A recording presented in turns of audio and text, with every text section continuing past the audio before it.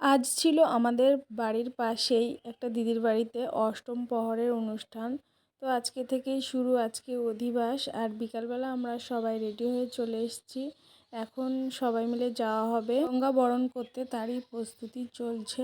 আর এখানে দিদির বাড়িতে দেখো এই যে মন্দির আছে রাধাকৃষ্ণের, কত সুন্দরভাবে সাজিয়েছে চারিদিকটা, খুব সুন্দর লাগছে।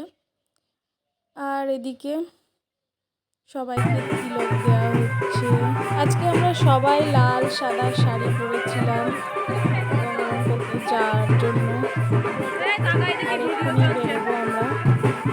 এই যে সব কিছু গোছানো হয়ে গেছে, সবাই মিলে বেরোতে বেরোতে অনেক লেট হয়ে গেছে। বেরোনোর কথা ছিল আমাদের 4টের সময় বিকাল, এখন 5টা বেজে গেছে। এখন আমরা বেরোবো।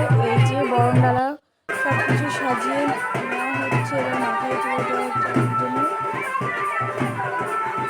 আর ওদিকে বাজনায় তালে তালে নাচও শুরু হয়ে গেছে। বাইরেটা দেখলে বুঝতেই পারবে কেমন অন্ধকার হয়ে আসছে। তাড়াহুড়ো করে আমরা সবাই মিলে একসঙ্গে যাচ্ছি।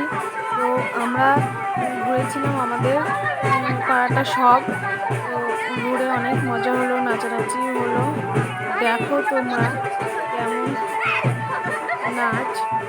নাচ কোনো রকমে বন্ধ হচ্ছে না, সবাই মিলে ভীষণ আনন্দ হলো।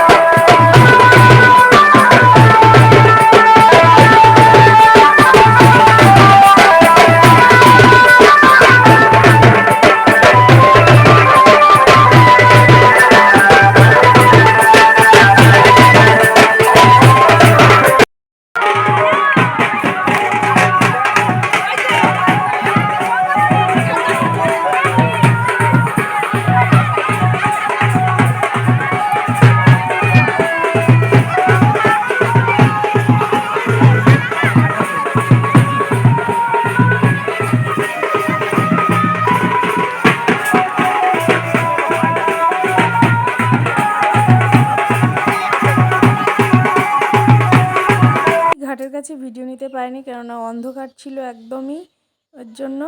আর দেখো এখানে নাচ শেষই হচ্ছে না, এবার যাব ভিতরে। তো সবাই মিলে খুব আনন্দ করছি, এই যে দেখো। আর এদিকে অধিবাসের অনুষ্ঠানও শুরু হয়ে গেছে, দেখো এই যে। আর এদিকে চলছে খাওয়া দাওয়া। তো দেখো এইদিকে এই যে সব খাওয়া দাওয়ার পর্ব চলছে।